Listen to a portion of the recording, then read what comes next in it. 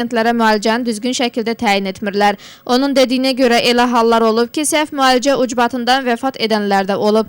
Hal-hazırda isə Ravil Məmmədov Marneolda fəaliyyət göstərən Geohospitals klinikasında çalışan həkim kardioloq Zülfiqar Əliyevdən şikayət edir. O bildirir ki, nənəsi və babasına Zülfiqar Əliyev düzgün müalicə təyin etməyindən onların hər ikisi əziyyət çəkib.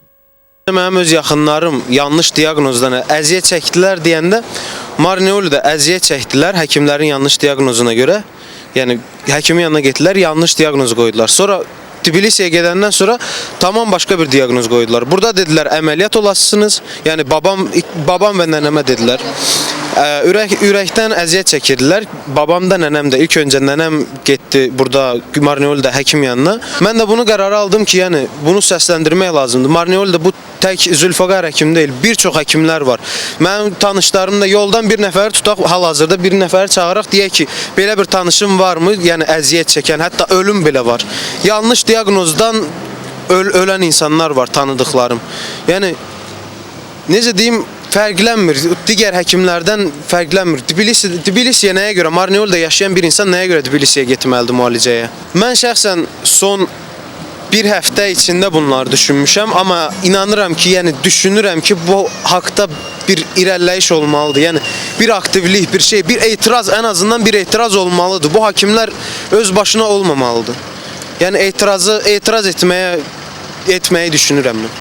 Həkim kardioloq Zülfiqar Əliyev isə bu açıqlamanı inkar edir və bildirir ki, pasientlərə müalicədən başqa heç bir cərrahi əməliyyat təyin etməyib. Belə bir xəstə olubdu yanımda. Baxmışam xəstəyə. Xəstədə yüksək davleniya, yüksək təzyiq var idi. Həm də ki, ürəyin arxa divarında balaca dəyişikliklər var idi. Lezyon dəyişikliklər, Açaqov dəyişikliklər var idi.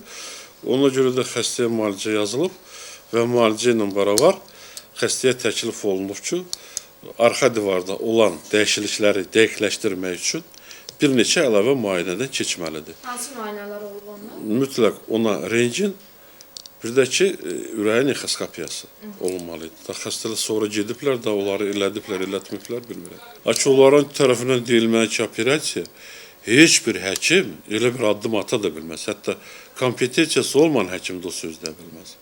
O qeyri-mümkün olan bir şeydir. Xəstəni yuxlamamış, bilməmiş. Nə tər deyə bilərsən ki, damarında nə qədər zədə var ki, operasiya getsin. O qeyri-mümkündür.